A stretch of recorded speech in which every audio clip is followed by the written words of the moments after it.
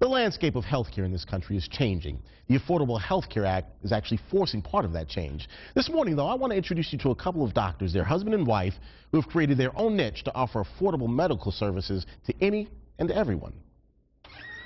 Hi, Ms. Black. Good morning. How are you? With that, Dr. Carla Johnson's house call begins.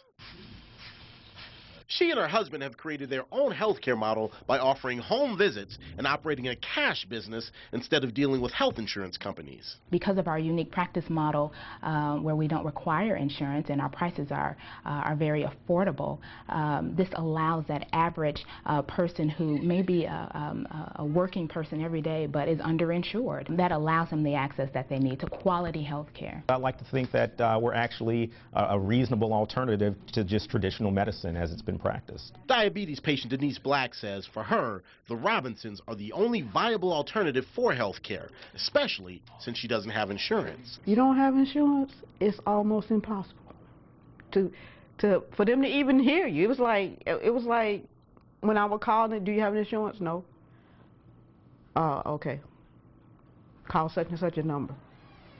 Call back at this time. No, we're not accepting new patients. Lady, I'm dying here. After months of working with Dr. Carla, as she calls her, Black says she's feeling better than she has in years. Straight ahead for me. And most of her treatments are done from the comforts of her kitchen. We can actually send x-ray out to your home to do ultrasound, x-rays, echocardiogram, and the like. The visits include any lab work as well. A lot of the clients are not seeking medical care that they need on a regular basis. Which he says often comes down to cost. That's where he and his wife are finding their niche. When we're able to offer affordable health care to everyone, we find that patients take advantage of it. We find that patients want to be involved in preventative care. The Robinsons say these days traditional health care is driven by insurance payouts in the bottom line. That often leaves patients like Denise Black sick and tired.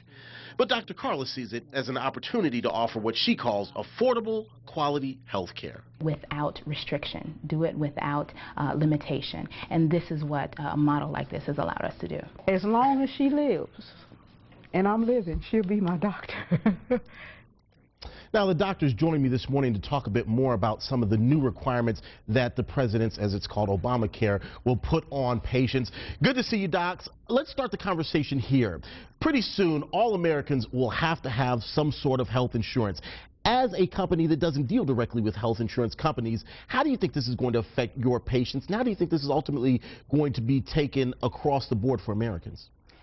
Well, I think as a whole, the institution of insurance is actually a good thing.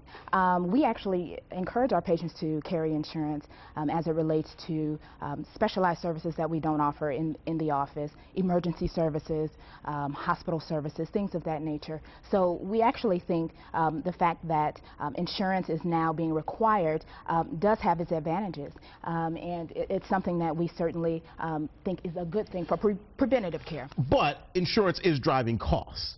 To a large degree, and that's why in part we don't handle insurance ourselves with respect to our practice. But I think what's most important about the Affordable Care Act is the fact that it's increasing dialogue. It's getting the conversation started because, you know, we hear time and time again that, as you point out, healthcare costs are rising. They're at staggering rates at this point in time. And so I think that no one on either side of the table, on either side of the argument, can argue with the fact that the healthcare system as it exists today is not in an ideal type situation, and that certainly changes need to be made to improve healthcare as it exists in our country. Now, while no one policy, no one piece of legislation, no one law is going to be curative of the ills that the healthcare system faces, certainly this is a step in the right direction by improving and increasing the dialogue that we're having. It's going to take a complete and total mindset change for the nation as a whole as we consume healthcare, and that's going to come down to everybody involved in the healthcare delivery process. So as providers, we have a responsibility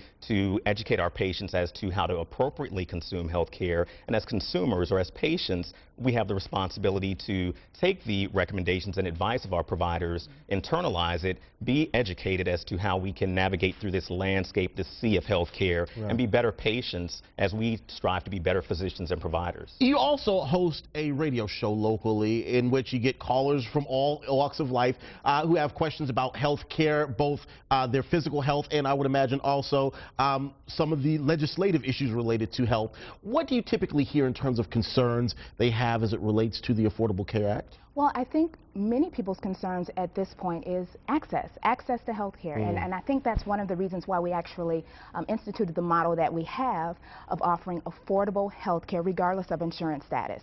So as a result, we find that when people have access to health care, they're more likely to take advantage of it. So a lot of preventative care issues, a lot of chronic disease that we see, a lot of these issues are eliminated when people actually have access to health care. And that's one of the reasons why we did adopt the model that we did. All right. We appreciate you guys coming in. Continued success to you. Thank you so much. Thank you.